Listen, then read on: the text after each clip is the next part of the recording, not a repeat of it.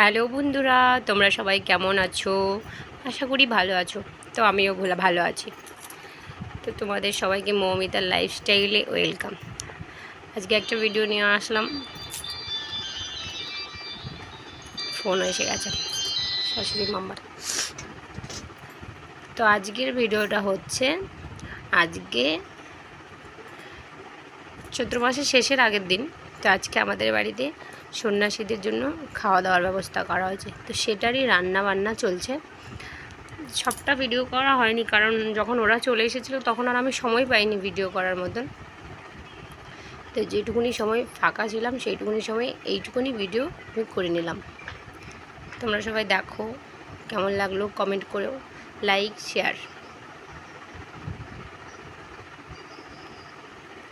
তো চলো tata bye bye, next video পরে আসবে, দেখতে থাকো।